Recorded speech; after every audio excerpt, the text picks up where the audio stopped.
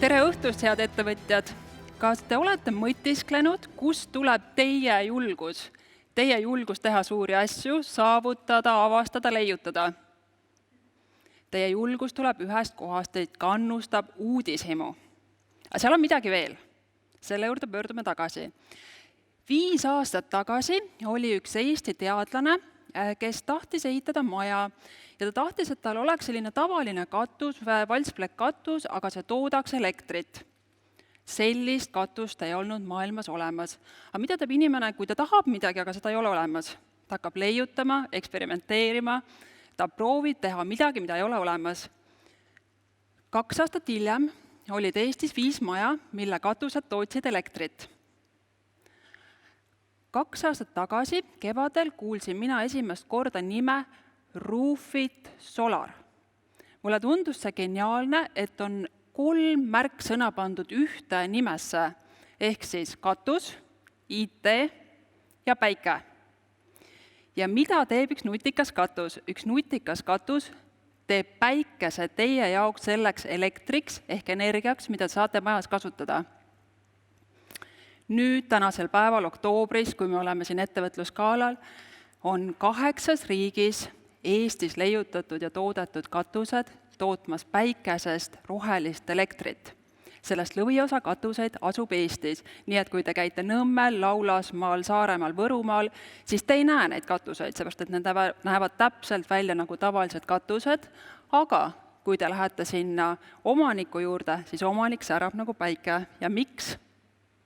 Sellepärast, et tema saab keskkonnale anda midagi tagasi, midagi rohkemat kui see, mida ta ise tarbib või mis ta jalajäljena maha jätab. Kas te teate, mis on ühe keskmise, sellise Harju keskmise päikese katuse keskkonna mõju? Mis te arvate, mitu tiiru ümber maakera võiks jätta sõitmata autoga? 78 tiiru ümber maakera on see, mis on üks päikese katus, aitab ära hoida CO2 teket. Ja see on üks katus, aga kujutage ette, kui need katuseid on 10 000, miljon või kõik katused oleksid sellised, mis toodaksid elektrit. Julgus avastada, eksperimenteerida, ebaõnnestuda. Läksin Roofit Solari, kuulsin sellest ettevõttest, läksin siis esimest korda seda Väänas väikest asuvat garaaži vaatama, kus neid paneele toodeti. Ja kui ma esimest korda nägin seda päikesepaneeli, ma mäletan, kuidas ma käega libistasin ja ma armusin ära reaalselt. See oli minust ilusam kui iPhone. See oli selline nagu must, elegantne ja sile. Ja siis ma kujutasin ette, et vau, meie linnad jäävad sama ilusaks, kui nad on. See tavalised päikesepaneelid muidu muudavad natukene linna arhitektuuri. Ja ma mõtlesin, aga miks keegi ei tutvusta, miks inimesed ei räägi. Ja siis ma käitusin nagu rajateele. Ma pakkusin kõigepealt iseennast. Et ma tulen ja aitan siis seda maailmale tutvustada.